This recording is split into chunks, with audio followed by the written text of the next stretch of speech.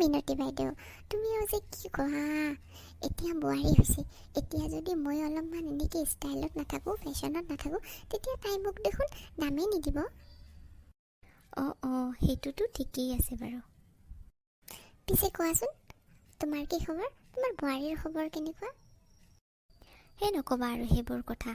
এনেকুৱা এজনী বোৱাৰী আনিছোঁ, এতিয়া নিজেই ভাত নোখোৱা হৈছোঁ। কিয়? লোকৰ মুখত দেখোন তোমাৰ বোৱাৰীজনীৰ খুব ভাল কথা শুনিলোঁ, তুমি আৰু এনেকৈ কৈ আছা যে? সেইবোৰ আৰু কি ক'ম, লোকৰ মানুহে আৰু সদায় সদায় আহি সেনেকৈ চায় নেকি বোৱাৰীজনীয়ে কি কৰে কি নকৰে? মইহে জানো মোক কেনেকুৱা যাতনাত ৰাখিছে। আৰু মোৰ ল'ৰাটোকতো একেবাৰে হাতৰ মুঠিত ৰাখিছে।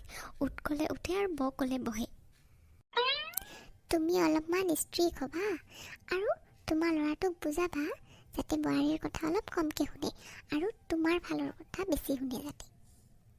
মোৰ ল'ৰাটোক দেখিছা, মই যদি কওঁ এতিয়াই বোৱাৰীজনীক এৰি দিয়া, এতিয়াই দিব, এনেকুৱা মোৰ কথা শুনে।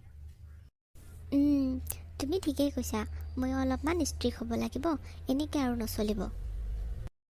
ঠিক আছে, এতিয়া মই যাওঁ, শ্বপিঙত যাম অলপমান, তোমাৰ লগত পাছত কথা হ'ব। তাই ঠিকে কথাই কৈছে, এনেকুৱাকৈ চলিলে আৰু নহ'ব। মই অলপমান বোৱাৰীজনীৰ ফালে ষ্ট্ৰিক হ'ব লাগিব। এই ঠাণ্ডা পৰিলে আৰু মোৰ গাঁঠিৰ বিষবিলাক বেছি হয়। কিমান আৰু এইবোৰৰ কাৰণে ঔষধ খাই থাকিম। মা, কি হৈছে? অকলে অকলে কি কথা কৈ আছা? নক'বা আৰু বাবা, এই